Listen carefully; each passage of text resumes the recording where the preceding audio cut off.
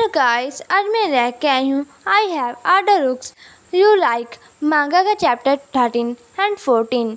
I hope आप सभी को ये वीडियो पसंद आए। चैप्टर की स्टार्टिंग में जिन अपने घर वापस जा रहा था। हाँ, उसे एक दिन का सीन याद आता है। दिन में उसे किसी का फ़ोन आया हुआ था। वो पर्सन कह रहा था, इस बार तुम्हारी बारी है, चीज़ों को एडजस्ट करना मत भूलना। मॉम डैड हमेशा ही तुम्हारी लव लाइफ के बारे में टेंशन लेते रहते हैं। हाँ, प्रेजेंट में चीन अपने मन में कह रहा था, वो दोनों इसके पहले कि यहाँ पर आए, मुझे पहले शान रॉन को वापस यांगशी के घर भेजना होगा, वरना डैड को अगर पता चल गया कि यांग रोंग की क्या एज है, वो पक्का मुझे नहीं छोड़ेंगे। नेक्स्ट ईयर मैं उसे ज़रूर उन दोनों से मिलाऊंगा। ये सोचकर जिन थोड़ा सा हैरान हो जाता है। वो पे मन में कहता है, आखिर मैं कर क्या रहा हूँ। मैं पहले ऐसे अपने पहले के जो पेट पार्टनर थे उनके साथ नहीं करता था। पहले मैं काफ़ी ज़्यादा ही रिलैक्स होया करता था, पर अब मैं इतना ज़्यादा क्यूट रोमांटिक बन रहा हूँ। आखिर इस वक्त जानलोंग वो क्या कर रहा होगा, वो क्या प्रैक्टिस कर रहा होगा कि मुझे कैसे हैप्पी न्यू ईयर विश करना है। हाँ, सोचता है कि जानलोंग उसे कैसे विश करेगा हैप्पी न्यू ईयर। ये सोचकर जिन काफ़ी ज़्यादा ही खुश हो जाता है। जहाँ वो गेट खोल के कहता है, मैं वापस आ गया। जब जिन गेट खोलता है, उसे यांगलोंग के ये नूडल्स की जो स्मेल है वो आ जाती है। उस नूडल्स की स्मेल काफ़ी ज़्यादा टेस्ट थी। जिन उस नूडल्स का नाम वो भी जान जाता है। यांगलोंग उसे देख लेता है। जिन उसे कहता है, क्या वो अच्छे हैं? यांगलोंग कुछ भी नहीं कहता। तभी जिनकी नज़र यांगलोंग के जो बगल में बैठा हुआ पर्सन था उस पर जाती है और जिनका मूड चेंज हो जाता है। ये बात यांगलोंग भी नोटिस कर लेता है। वह पर्सन कहता है, मैंने तुम्हें फ़ोन किया था पर तुमने आंसर ही नहीं किया, मेरा फ़ोन उठाया ही नहीं। और मैंने तुम्हें ट्यूसडे को मैसेज भी भेजा था पर तुमने रिप्लाई ही नहीं किया। मेरे पास कोई भी चॉइस नहीं बची और मैं यहाँ पर आ गया। जिन यांगलोंग को कहता है, पहले तुम ऊपर जाओ। ये सुनकर यांगलोंग थोड़ा सा हैरान हो जाता है।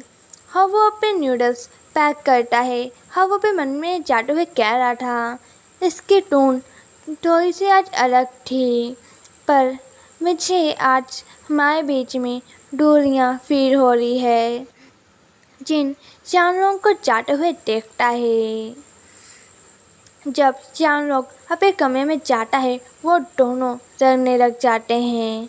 यांगलोंग ने अपने रूम का गेट वो खोला हुआ था थोड़ा सा, इस वजह से उसे सारी आवाज़ें आ रही थी। यांगलोंग अपने मन में उदासी से कह रहा था, क्या वो पर्सन जिनका पुराना पेट पार्टनर है? मेरे ख्याल से उन दोनों के बीच में जो चीज़ें थी वो अच्छे से क्लियर नहीं हुई हैं। क्या वो शर्ट, क्या वो उस पर्सन की थी? थोड़ी देर बाद सब कुछ शांत हो जाता है। यांगलोंग अपने मन में कहता है, क्या सब कुछ ख़त्म हो गया? और वो विंडो के पास जाकर देखता है कि वो पर्सन गुस्से से जा रहा है। यांगलोंग विंडो के पास ही बैठ जाता है। तभी उसे जिनका मैसेज आता है कि क्या अब मैं तुम्हारे रूम में आ सकता हूँ? और यहीं पर मैं चैप्टर 13 एंड हो जाता है और यहीं से मैं चैप्टर 14 वो स्टार्ट होता है। चैप्टर 14 की स्टार्टिंग में वो दोनों वो सब कर रहे थे। यांगलोंग अपने मन में कह रहा था, आज ये इतना ज़्यादा हार्श क्यों है? और वो जिनको कहता है, ऐसे मत करो, जेंटल रहो और थोड़ा सा धीरे करो। जिन इस बात को मान जाता है। नेक्स्ट सीन में जिन यानोंग को कॉफ़ी देता है और कहता है ये तुम्हारे लिए अच्छा रहेगा, इसे पी लो। यानोंग उसे थैंक्स करता है। जिन पूछता है आखिर तुम्हारे दिमाग में क्या चल रहा है। यानोंग कहता है मैं कुछ दिनों बाद अपने घर वापस चल जाऊंगा। जिन कहता है क्या तुम चाहते हो कि मैं तुम्हें वापस छोड़ के आऊँ। यानोंग कहता है कोई मुझे रहने के लिए आ रहा है।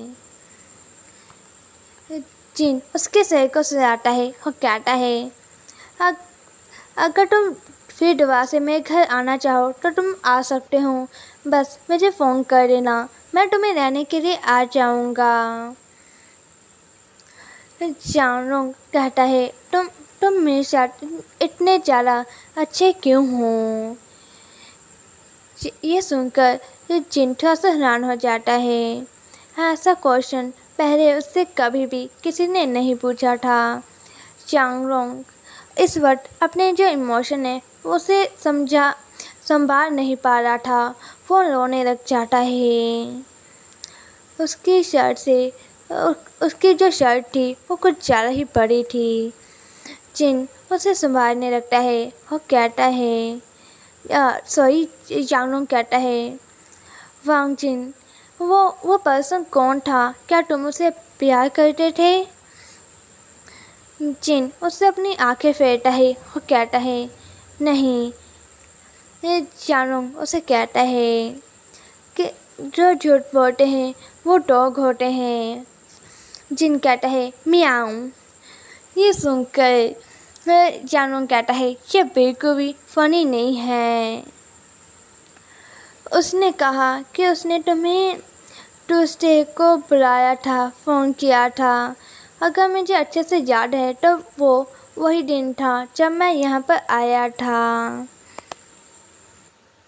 उस दिन तुम काफ़ी ज़्यादा ही अलग थे, तुम काफ़ी ज़्यादा ही रफ थे, तुम मुझे ब्रेकडाउन टूटे हुए लग रहे थे।